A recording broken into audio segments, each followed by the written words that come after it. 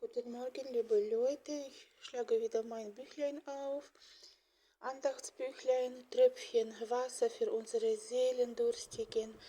Und was sagt uns heute dieses Büchlein, was uns christliche Gemeinde, christliche Freundesdienst sendet jeden Monat?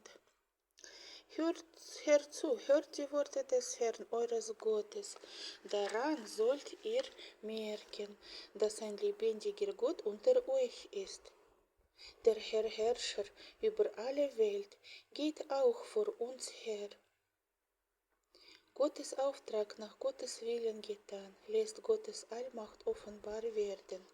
Der Jordan wurde trocken. Gott hielt das Wasser zurück.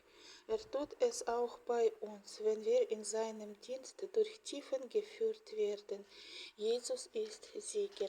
Lassen wir uns nicht von einer Sünde verführen, sondern behalten wir den Glauben. Sagen wir Jesus Christus, ich liebe dich. Ich habe dich lieb, Jesus Christus, mein Retter.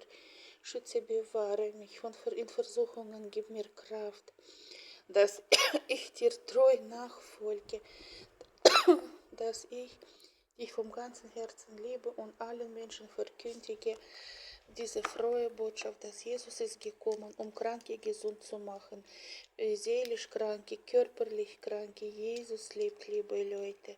Seid gesegnet und Gott schütze uns alle, bewahre in Versuchungen Kraft, in verschiedenen Anfechtungen, dass wir treu dem Herrn sind, dass wir lieben ihn vom ganzen Herzen, egal was auf uns zukommt, dass wir treu sind und Gott loben, preisen, danken, immer, jeden Tag aufs Neue, Tag und Nacht beten und wachsam sind. Seid gesegnet alle Leute, alle. Amen.